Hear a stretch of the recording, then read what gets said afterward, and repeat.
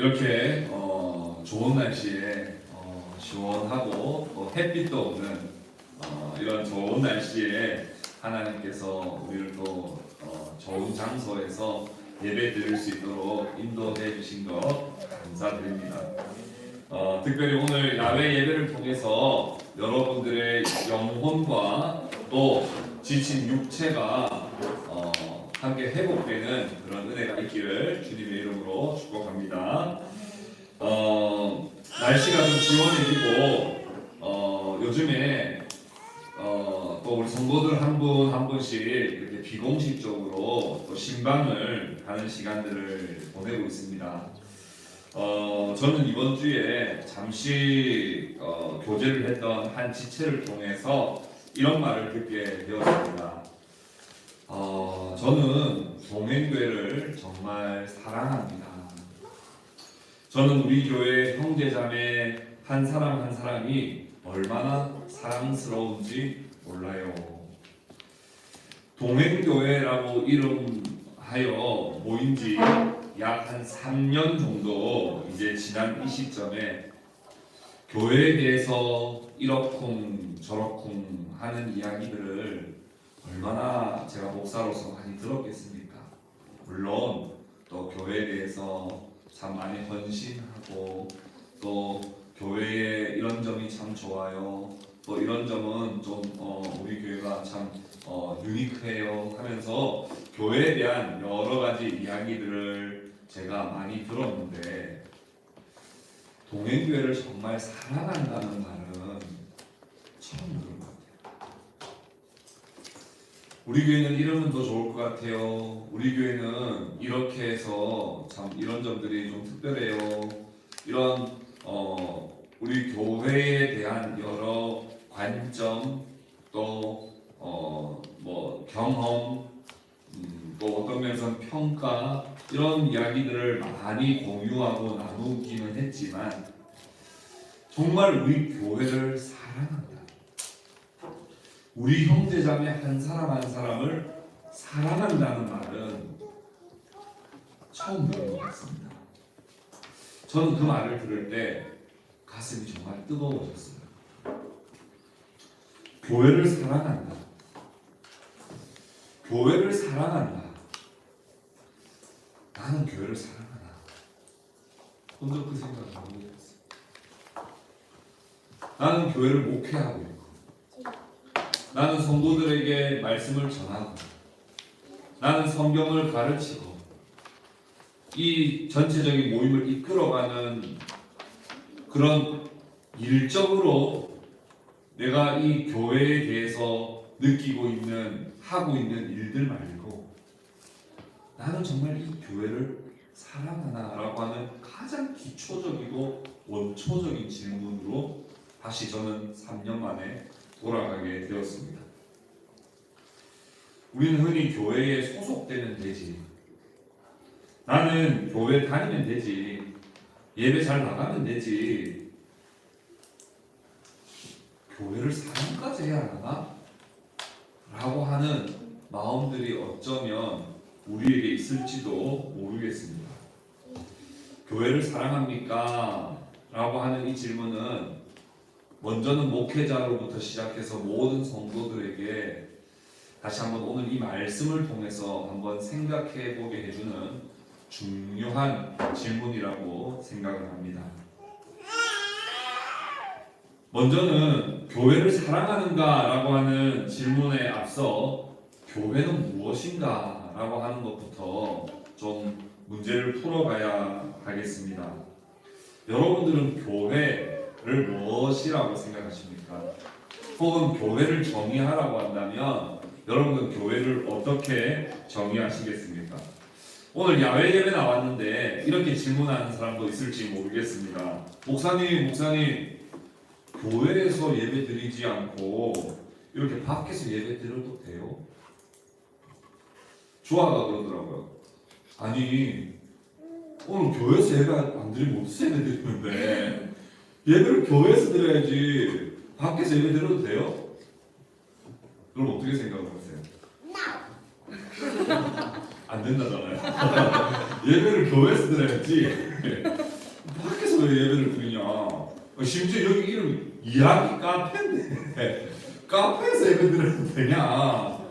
이렇게 여러분들 생각하실지 모르겠습니다. 이 질문 안에는 우리가 교회를 무엇이라 이해하고 있느냐라고 하는 것을 잘 반영하고 있다고 생각을 하는데요. 흔히 우리는 교회와 예배당을 혼동합니다. 통상적으로 건물이나 장소를 우리는 교회라고 쓰기는 합니다만 틀린 건 아닙니다. 우리가 교회에 가자, 교회에 모여라 이렇게 하잖아요, 그렇죠? 틀린 건 아닙니다만 정확한 의미로 생각해 보자면 교회는 장소나 건물이 아닙니다. 교회 건물은 있는데 안에 사람이 없다면 그건 교회가 진짜 아니에요. 십자가 종탑은 있는데 안에 사람이 없고 텅텅 비어 있다면 그곳은 교회라고 하는 간판이 붙어 있으나 교회는 아닙니다. 그러나 빈들에서 함께 찬양하고 시냇가에 앉아서 함께 하나님을 예배하고 있다면 그 공동체는 교회입니다. 따라서 엄밀히 구분하자면 예배드리는 건물이나 장소는 예배당 혹은 교회당이라고 부르는 것이 정확하고, 교회는 예수 그리스도를 믿는 공동체가 교회라고 할 수 있습니다. 교회가 무엇인지 안다면 여러분들은 그럼 나는 교회를 사랑하는가? 오늘 교회를 사랑합니까? 라고 하는 질문을 계속 질문을 해보시기 바랍니다. 여러분, 교회의 또 다른 표현은 성도입니다. 성도. 여러분, 성도라고 하는 말 자체에서 아주 중요한 의미를 가지고 있는데요. 성도라고 하는 것 자체가 공동체를 의미한다는 거 여러분 아시지요? 거룩한 무리가 바로 성도입니다. 따라서 말 그대로 예수 그리스도를 믿는 한 사람은 성도가 아니에요. 예수 그리스도를 믿는 공동체가 바로 성도입니다. 예수를 믿었는데 나는 개인이 혼자다. 이건 성경에서 단 한 번도 설명한 것이 없어요. 예수를 믿는데 나 혼자 믿는다. 그건 교회 성경 어디에도 그런 묘사가 들어간 부분도 없고 그것을 강조하는 부분이 없다는 사실을 아십니까? 성경 전체에 하나님을 믿고 예수님을 믿는 건 예수님을 믿는 즉시 공동체가 된다고 성경은 말해요. 그래서 성도라고 부릅니다. 예수를 믿었다면 그 사람을 하나님은 교회로 불러 모으십니다. 여러분, 교회가 성도의 다른 이름이라고 한다면 공동체입니다. 그럼 여러분, 교회에서 누가 제일 높을까요? 어떤 사람들은 계속 목사님이 제일 높다고 생각하는 사람도 있어요. 진짜 안 틀린 말이에요. 목사님이 교회에서 높은 사람일 수 없고 교회 주인일 수 없습니다. 세무서에서는 그렇게 연락 올 수 있어요. 교회 대표시죠. 그래서 그러면 제가 이렇게 말해야 되겠죠. 세상적으로는 그런데 제가 대표가 아니고 대표 따로 계세요. 그분 누구시죠? 예수 그리스도시죠. 성도들은 교회를 계속 오해하는 게 교회 대표가 목사님이고 혹은 장로님이고 혹은 재정을 만지는 집사님이고 혹은 요즘 시대가 어느 시대인데 이 지금 민주주의 사회에서 지금 있을 수 있는 일이야? 성도가 주인이지 이렇게 생각합니다. 다 틀린 말이에요. 교회의 주인은 바로 예수 그리스도입니다. 그러면 여러분, 교회는 어떤 것이라고 우리는 이해할 수 있겠습니까? 예수 그리스도가 주인이 되신 예수를 믿는 거룩한 공동체, 거룩한 하나님의 백성의 모임이 바로 교회입니다. 여러분, 신약 성경에 교회에 대한 이야기가 많이 나옵니다만은 의외로 마태, 마가, 누가, 요한, 복음서에는 교회라고 하는 단어가 딱 한 번 내지 두 번밖에 안 나옵니다. 서신서에는 교회가 많이 나오는데 복음서에는 교회가 딱 한 번 혹은 두 번 나옵니다. 그 중에 한 말씀이 오늘 본문 말씀인데요. 오늘 본문 말씀 우리 한 번만 더 같이 읽어보도록 하겠습니다. 16장 18절, 마태복음 16장 18절 우리 같이 한번 읽어봅시다. 시작. 또 내가 내게 이르노니 너는 베드로라. 내가 이 반석 위에 내 교회를 세우리니 음부의 권세가 이기지 못하리라. 이 반석 위에 내 교회를 세운다고 했어요. 이 반석 위에. 여러분, 이 반석이라고 하는 건 뭘까요? 이 반석이라고 하는 건 신앙 고백을 말합니다. 예수님께서 이 말씀을 하시기 전에 앞서서 가이사랴 빌립보에서 제자들에게 물어보죠. 너희는 나를 누구라 하느냐 물으시자 베드로가 뭐라고 고백했습니까? 주는 그리스도시요 살아계신 하나님의 아들입니다. 주는 그리스도시요 살아계신 하나님의 아들입니다. 라고 하는 그 고백 위에 교회를 세우겠다고 했습니다. 그래서 교회는 어떤 사람이 교회냐? 예배당에 들락날락 거리는 사람이 교회가 아니에요. 그 사람은 교회 아닙니다. 누가 교회냐? 주는 그리스도시요 살아계신 하나님의 아들이심을 믿고 나는 그 주님을 따릅니다 라고 하는 진정한 신앙 고백이 있는 사람들의 모임이 교회라는 거예요. 그렇다면 여러분 실제로 예배당에 모여서 예배를 드리는 사람 중에 교회가 아닌 사람도 있을까요? 있을까요? 있습니다. 있습니다. 있습니다. 성경에는 교회 안에 이리도 들어와 있다고 했고 늑대도 들어와 있다는 말씀이 있어요. 양떼 안에 양의 탈을 쓴 이유. 또 누가 들어와 있어요? 알곡이 있다면 가라지도 있다고 합니다. 예배당이 다 모여 있다고 해서 다 교회 아닙니다. 누가 교회냐? 예수 그리스도를 그리스도시요 살아계신 하나님의 아들로 진정으로 믿고 고백하는 사람. 그런 사람 보통 원래 그런 사람에게 뭘 주죠? 세례를 주는데 우리가 보통 세례는 그런 진정한 고백 없이 보통 받는 경우가 참 많아서 사실 교회가 실제적으로는 안에 하나님의 백성들이 많이 없을 수 있다 이런 견해도 있습니다. 아무튼 교회는 예수 그리스도를 그리스도시요 살아계신 하나님의 아들로 믿는 신앙 고백 위에 교회는 세워지기 때문에 교회는 반드시 그 신앙 고백을 중요하게 여깁니다. 그런데 이 반석 위에 교회를 세우겠다 할 때 주님이 뭐라고 말씀하셨어요? 여기 뭐라고 되어 있어요? 어떤 교회를 세우겠다 그러죠? 그 앞에요. 내 교회를 세우겠다. 이 교회는 누구 거라고요? 목사님 그 더더욱 아니고 집사님 그 더더욱 아니고 우리 모두의 것이 또 더더욱 아니고 이 교회는 누구 거냐? 예수님.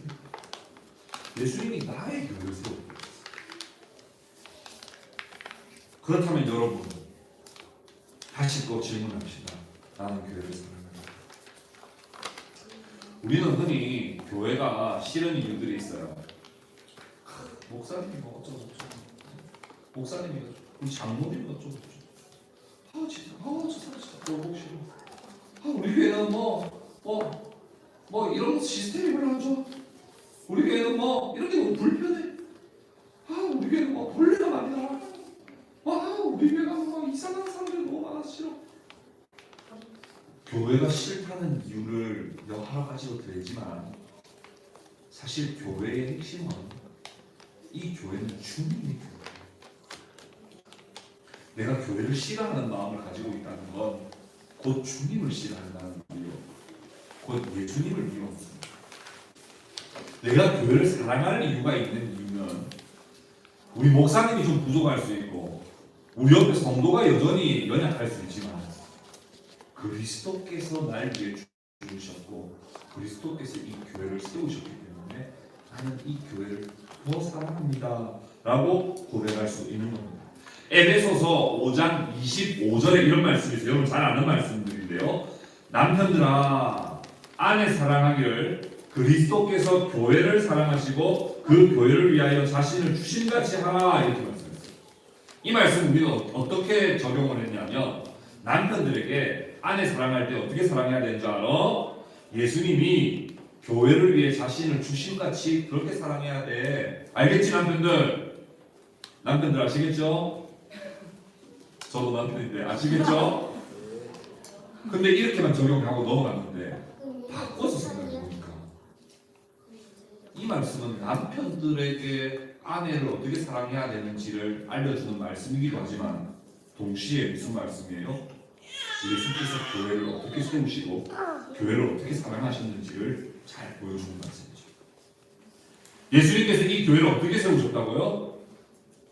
사랑하시고 자기 자신을 다 내어 주심으로 이 교회를 사랑하시고 이 교회를 세우셨다는 거예요.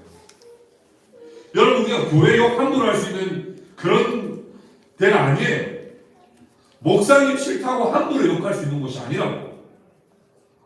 교회가 시선이 좀 낙후가 됐다고 해서 함부로 교회에 대해서 욕할 수 있는 그런 곳이 아니에요. 교회는 예수 그리스도께서 십자가의 죽으심으로 반석 위에 자신의 교회를 세우신 것이 바로 교회라고. 그래서 우리가 볼 때는 교회가 좀 부족해 보일 수 있고 교회가 여전히 좀 약해 보일 수 있지만 함부로 우리가 욕하거나 함부로 우리가 미워하거나 함부로 우리가 멀리할 수 있는 것이 아니란 말이에요. 사도행전 20장 28절에 이렇게 말씀해요. 성령이 그들 가운데 여러분들을 감독자로 삼고 하나님이 자기 피로 사신 교회를 보살피게 하셨느니라. 교회를 어떻게 사셨다고요? 돈 주고 사셨어요? 얼마 몇억 주고 사셨어요? 자기 피로 주고 사셨어요. 내 옆에 있는 형제가 좀 연약할 수 있어요. 그렇지만 이 형제를 사랑해야 하는 이유는 이 형제를 위해서 그리스도께서 피 흘려주셨기 때문에 이 형제가 사랑받을 만한 자격이 세상적으로는 없어 보여도 존경할 만한 이유가 세상적으로 좀 없어 보여도 내가 이 형제를 사랑하고 이 형제를 존중히 여겨야 할 이유가 있다면 우리 구주 예수께서 이 형제를 교회되게 하시기 위하여 피 흘려주셨다는 것 때문에 내가 존중이 여기고 사랑합니다. 여러분 복음주의의 신학의 한계가 뭐냐면요, 복음주의는 목표를 어디에 두냐면 개인 한 사람이 예수를 믿고 구원받는 것으로 끝나요. 그래서 막 전도, 우리 옛날에 한참 복음주의권에서 전도 사형리 전도한 거예요. 당신에게 죄가 있습니다. 당신 천국 가려면 예수를 믿으십시오. 자, 따라해봅시다. 사랑의 주 예수님, 사랑의 주 예수님. 이렇게 하면 끝나요. 복음주의 신학은 한 사람이 그냥 예수를 믿고 내가 천국 간다, 죽으면 천국 간다, 이게 최종 목표예요. 그러다 보니까 많은 사람에게 천국 가게 하는 것을 목표로 삼아요. 그런데 개혁주의 신학은 그렇지 않습니다. 개혁주의는 성경을 이렇게 해석합니다. 하나님이 한 사람에게 복음을 전해 살리시는 게 목표가 아니라 한 사람을 살리셔서 교회로 만드시고 그 교회를 통하여 하나님이 영광 받으시는 것. 이게 개혁주의의 가장 중요한 핵심입니다. 한 사람이 예수 믿고 사형리 고백하고 영접기도 하고 끝나는 그런 것, 개혁주의에서는 그건 신앙에 있어서 절반조차도 도달하지 못한 거예요. 하나님은 교회로 부르십니다. 그래서 여러분 사도신경 신앙고백 한번 잘 보시죠. 사도신경 제가 또 기회가 되는 대로 한번 강연을 하겠습니다. 나는 전능하신 아버지 하나님 천지의 창조주를 믿는다고 고백해요. 우리 아까 고백했죠. 그 고백은 어떤 고백이에요? 성부께서 이 세상을 창조하실 뿐 아니라 이 세상에 구원할 백성들을 다 작정하시고 예정하셨다는 걸 믿는다는 말이에요. 그리고 그 구원할 백성들을 위해서 구원을 해야 되잖아요. 그럼 누구를 보낸 거예요? 예수님을 보낸 거예요. 그래서 우리는 뭐라고 고백했죠? 우리는 그의 유일하신 아들 주 예수 그리스도를 믿습니다. 그 예수님이 어떻게 됐냐면 성령으로 인도해서 공동의 마리아에 가시고 본토별로 고난받아 십자가 보게 주시고 장사신 삶 안에 죽은 자 가운데 다시 살아나셨으며 하늘 오시어 전능하신 하나님 우편에 앉아 계시다가 산자와 죽은 자들을 심판하러 오실 것입니다. 예수께서 그 구원을 이루셨어요. 근데 그 구원이 내게 돼야 되잖아요. 그렇죠? 그건 누가 하시는 일이에요? 우리 아까 기도자가 이야기했는데 누가 하시는 일이에요? 성령. 그래서 우리가 고백할 때 나는 성령을 믿으며. 그리고 그 다음번에 뭐라고 되어 있어요? 거룩한 공교를 믿는다. 성령이 성부와 성자와 성령이 성부께서 계획하시고 성자께서 이루시고 성령께서 적용시키신 그 결과물이 뭐냐면 교회라고. 우리는 전부 다 내 죄를 사해 주시는 것과 이거에 포커스 맞췄어요. 지금까지 복음주의. 그런데 우리가 믿는 사도신경은 그건 뒤에 있어요. 하나님 궁극적으로 이루시는 건 뭐냐면 거룩한 성령을 통해 거룩한 공교회를 이루고 교회는 성도의 무리죠. 그러니까 그 다음에 우리는 뭘 믿어요? 성도의 교제를 믿는다고. 그리고 난 다음에 내가 죄를 용서받는 걸 믿는다고 해요. 우리는 교회보다 항상 내 구원이 먼저예요. 교회는 항상 뒷전이에요. 그리고 교회를 중요하다고 말하면 뭐라고 반박하냐면 예수 믿고 내가 천국 가면 되지. 뭘 계속 교회 그걸 세상 사람들 아파 죽겠는데 뭘 교회 그건 진짜 성경을 잘못 이해하고 성부 성자 성령께서 이루시고자 하는 가장 큰 고를 이 땅에서는 교회요 궁극적으로 하나님 나라죠. 이게 지금 우리 여기서 끝내고 천국 가면 다 모른 척 할 사람이에요? 아니에요. 이대로 천국 가서 천국에서 영원한 하나님의 은혜 안에 누리게 될 영원한 하나님의 가족이죠. 옆에 있는 분들 한번 보세요. 이 사람이 어디 대학 나왔냐, 돈 얼마 버냐, 예쁘냐, 안 예쁘냐, 잘생겼냐, 안 잘생겼냐 이거를 보지 말고 예수께서 이 사람을 위해서 십자가에 주고 싶다는 것을 생각해 보시고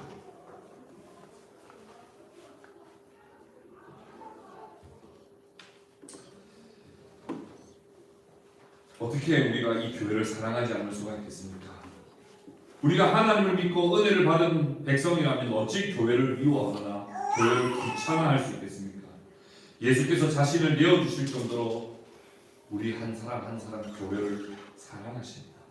자기 피로 사신 구원의 백성들을 우리 하나님이 사랑해 주시기 때문에 우리도 사랑합니다. 그래서 예수님께서 뭐라고 말씀하셨어요? 너희가 서로 사랑하라. 너희가 서로 사랑할 때 그때 비로소 너희가 내 제자인 줄 알게 하나님 백성의 딱 느낌이 나는 저는 이런 질문들을 교회 이야기를 할 때마다 자주 마주하게 됩니다. 어떤 질문이냐면 목사님 그럼 다 알겠습니다. 근데 제가 시은이가 진짜 믿음으로 반응하고 있어요. 제가 교회 와서 예배 드리는 건 진짜 다 좋은데 식사는 진짜 못하겠어요. 소그룹 모임 진짜 좀 피곤하기도 하고요. 저 거기 가서 뭐라고 말을 해야 될지도 모르겠고요. 좀 너무 그럼 좀 다 그런 소그룹 모임이나 그런 교제 같은 거 다 해야 됩니까? 너무 불편하면 예배만 잘 드리면 예배는 안 빠질게요. 예배만 잘 드리면 되지 왜 이렇게 교제까지 강조합니까? 혼자 있는 게 저는 편하고 혼자 있을 때 더 예수님 잘 믿을 수 있을 것 같고 혼자 있으면 더 저는 좋습니다. 이해합니다. 이해할 수 있어요. 사람과의 관계가 정말 어려운 시대를 살고 있는 우리에게 있어서 사람은 사실 정말 번거롭고 귀찮고 싫고 사람 때문에 스트레스 받고 사람들 모이면 에너지가 쭉쭉쭉쭉 빠져나가는 것 같고 요즘에 점점 1인 가구가 많아지고 있잖아요. 그렇죠? 예전에는 자기 집에 사람들 초대하는 걸 되게 미덕으로 생각했는데 요즘에는 자기 집에 사람들 절대 초대 안 한대요. 왜냐하면 집은 그냥 쉬는 공간이지 뭘 사람들 모여서 함께 맛있는 거 먹고 얘기해. 집은 쉬는 공간이지 라고 생각한다는 거예요. 얼마나 우리 타인에 대해서 부담이 되고 불안이 있습니까? 오죽하면 나보다 10살만 많아도 꼰대라고 단정 지어버리고 선을 그어버리고 싶고, 예전에 그렇게 재산같이 그렇게 소중하게 여겼던 자식도 이제는 내 사는데 방해거리가 되고 불편하다고 여기면서 자식도 거부해버리고 결혼도 안 하고 비혼도. 타인은 지옥이다 그러면서 타인에 대해서 얼마나 우리가 다 힘들어요. 그런데 여러분, 안타깝게도 안타깝다는 표현이 적절한지는 모르겠습니다만, 교회는 다시 말씀드리지만 공동체입니다. 예수를 믿는 나 혼자는 없어요. 그건 한 번도 하나님이 설계하신 것도 없고 하나님 그렇게 주신 것도 없어요. 예수를 믿는 나 혼자, 그걸 어떻게 믿는 건데요? 뭐가 그 사람을 어떻게 실천할 건데요? 예수님이 알려주신 사람을 어떻게 실천해요? 나 혼자 있는데 어떻게 실천해요? 예수님을 믿는 나 혼자는 없습니다. 예수님을 믿는 교회가 있을 뿐이에요. 교회는 신자들의 모임입니다. 그러다 보니까 성경에는 예수를 믿는 사람에 대해서 말할 때 항상 복수로 사용합니다. 단수는 없습니다. 항상 복수로 사용됩니다. 개개인으로서의 의미로서의 그리스도인은 없고 공동체로서의 의미만 있습니다. 그러다 보니 교회는 반드시 교제가 필수적이에요. 교제가 반드시 필수적입니다.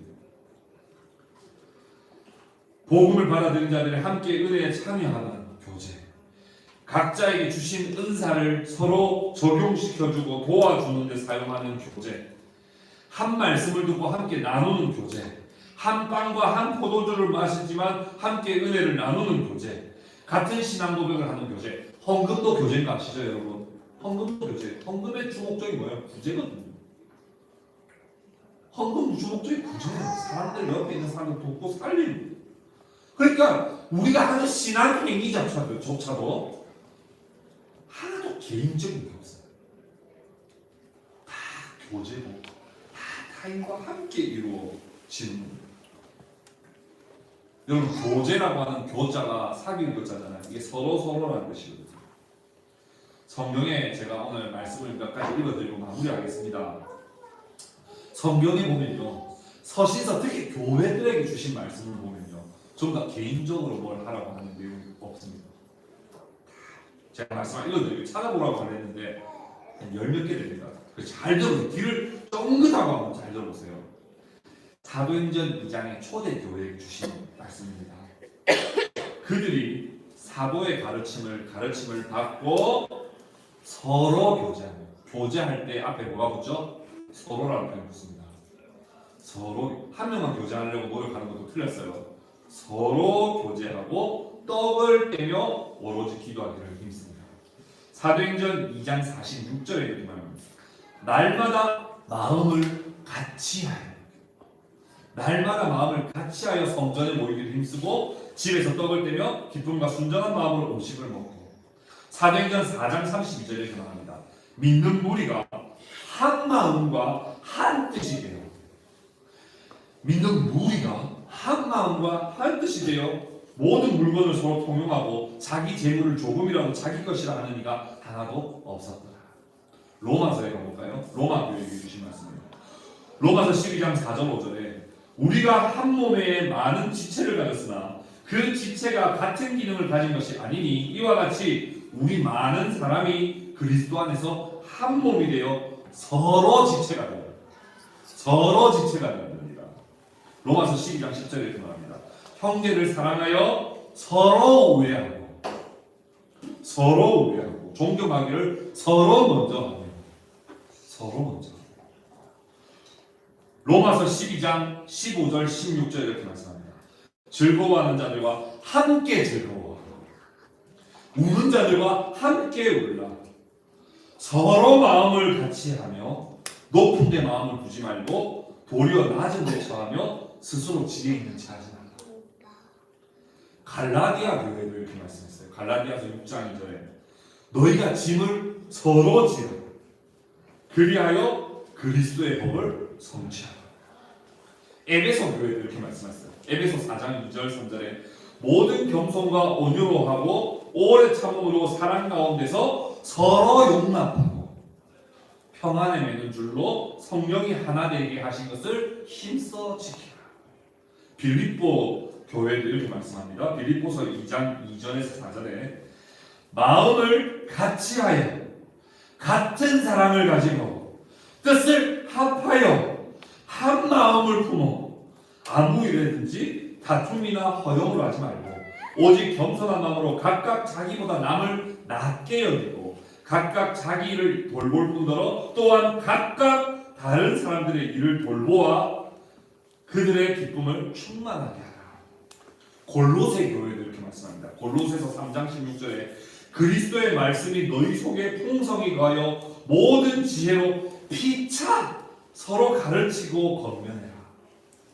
데살로니가 교회도 이렇게 말합니다. 데살로니가 전서 4장 18절에 그러므로 이러한 말로 서로 위로하라. 히브리서 3장 13절에 유대인들에게 이렇게 말합니다. 오직 오늘이라 일컫는 동안에 매일 피차 서로 권면하며 너희 중에 누구든지 죄의 유혹으로 완고하게 되지 않도록 서로 피차 권면해서 도와주라. 야고보서 5장 16절에 이렇게 말합니다. 그러므로 너희 죄를 서로 고백하며 병이 낫기를 위하여 서로 기도하라. 데살로니가 교회에 이렇게 말씀하니 데살로니가 전서 4장 8절에 무엇보다 뜨겁게 서로 사랑할지니 사랑은 허다한 죄를 덮느니라. 서로 대접하기를 원망 없이 하고 각각 은사를 받은 대로 하나님의 여러 가지 은혜를 맡은 선한 청지기 같이 서로 봉사하라. 여러분, 예수를 믿는 나 혼자는 없어요. 예수를 믿는 나 혼자는 성경에서 말하지 않습니다. 예수는 우리를 위해 십자가에 죽으실 때 우리를 교회로 부르시고 성령은 우리를 적용시키셔서 교회로 부르시고 성도의 교제를 믿게 만드십니다. 그럴 때 우리가 각자 받은 은사들을 서로에게 적용시켜주고 서로 위로 필요한 사람들에게 위로하고 대접하고 서로 사랑하고 서로 권면하고 서로 기도하고 서로 봉사하고 서로 격려하고 서로 대접하고 서로 종이 되어주고 서로 짐을 지어주고 서로 무난하며 서로 용서함으로 하나님에게까지 자라나는. 누가 그렇게 하셨던 것처럼요. 이걸 누가 그렇게 하셨어요?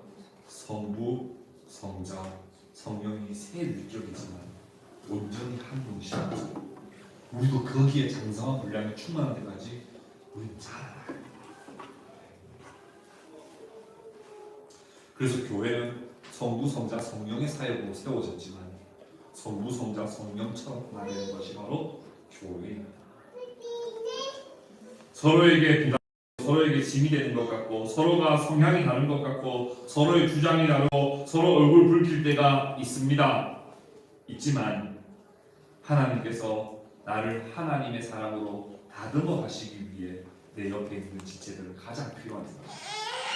나랑 의견이 제일 다를수록 나와 스타일이 제일 다를수록 나를 하나님에게까지 다듬어 가시기 위해 가장 필요한 사람이라고 하는 것을 우리는 늘 기억하고 서로 소중하게 존중히 여기며 서로 사랑하는 공동체가 되어야 하는 것입니다.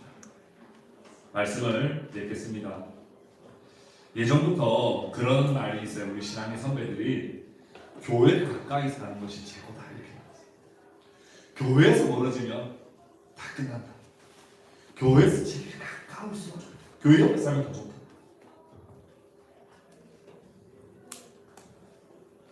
물론 이 말은 어디까지나 장소적인 의미로서의 교회를 말하는 걸 수 있습니다만 저는 장소적인 의미뿐만 아니라 실제적으로 에클레시아, 에크 밖에서라는 말이고 레시아 부르다는 것입니다. 밖에서부터 부르다. 세상과 구별하여 불러주신 하나님의 믿음의 공동체인 교회와 늘 가까이 있을수록 신앙은 성장하고 더 좋아진다 라고 하는 말은 저는 우리 선배들이 한 말이 틀림이 없는 말이라고 저는 생각합니다. 우리 아이들만 한번 보십시오. 우리 아이들만 하더라도 한 마을이 한 아이를 키워야 된다 그러잖아요. 우리 아까 기도자가 기도해 주셨던 것처럼 우리 언약의 자녀들이 우리 성도들 한 사람 한 사람의 손길이 다 닿고 우리 한 사람 한 사람 한 사람들이 다 서로 사랑해주는 이 아이들이 교회에 가까울수록 교회를 중심으로 있을수록 이 아이들은 정말 믿음의 일꾼으로 자라날 수밖에 없는 것이죠. 저도 생각해보니 불신가정에서 어머니 아버지께 신앙이라고 하는 것, 성숙이라고 하는 것 한 번도 제대로 지도받지 못하며 자랐지만 교회가 저를 키워줘. 교회가 초등학생 하나, 불신가정에서 온 애 하나를 목사가 될 때까지 키워주고 사랑해주고 밥 먹여주고 용납해주고 실수해도 이해해주고. 근데 생각해보니까 저는 부산에 가서 모교에 한번 방문도 못했어요. 정말 감사하다. 나를 여기까지 있게 해준 이 교회라고 인사 한번 드려야 되는데 인사 한번 못했어요. 근데 그러고 보니 교회는 또 그렇더라고요. 인사 받으려고 하는 게 아니라 인사 안 받아도 그냥 주는 곳이 교회예요. 저를 키워주셨던 분들, 저를 이끌어주셨던 분들, 제가 인사 제대로 못합니다. 인사해야죠. 근데 저한테 받은 거 하나도 없어요. 제가 돌려드릴 거 하나도 없어요. 근데 그저 주신 거. 이게 하나님으로부터 오는 사랑이고 이게 정말 조건 없는 하나님의 사랑이 교회에서 실천되어지는 것이고 하는 것을 깨닫게 됩니다. 근데 요즘은요 성도들이 교회와 가까워지는 걸 싫어해요. 교회 가까운 곳에 대한 메리트를 못 느낍니다. 오히려 교회 가까우면 예배 더 많이 나와야 되거든요. 교회 가까우면 왠지 뭔가 내 생활이 왠지 노출될 것 같고 그래서 가급적이면 교회와 먼 곳, 가급적이면 집값이 더 투자할 만한 가치가 있는 곳은 교회 1시간 반 거리라도 거기 가서 하고 교회는 또 눈 뜨면 오더라도 오히려 그런 곳이 더 우리에게 중요하게 생각되는 곳이 되어버렸습니다. 그래서 교회를 중심으로 돌아가지 않고 내 세상을 중심으로 교회는 나에게 맞춰줘야 되는 공동체로 이직해버리게 됐어요. 근데 우리 신앙의 선배들이 뭐라고 이야기했냐면 하나님 중심, 성경 중심, 교회 중심입니다. 저는 이 교회 중심이란 말이 처음에 무슨 말인지 이해 못했어요. 하나님 중심도 이해됐고 성경 중심도 이해됐어요. 근데 교회 중심이라는 말은 무슨 말이지? 교회 옆에 살라는 말이야? 아니면 뭐 다 교회가 목사님 시키는 대로 다 하란 말이야? 나도 내 삶이 있는데, 나도 내 가족이 있는데, 나도 내 일정이 있는데, 장모님이 하라는 대로 해라고? 아니 뭐 예배 나오라면 내가 예배 꼭 나가야 돼? 다 이렇게 생각했어요. 근데 교회가 무엇인지 다시 생각해봅니다.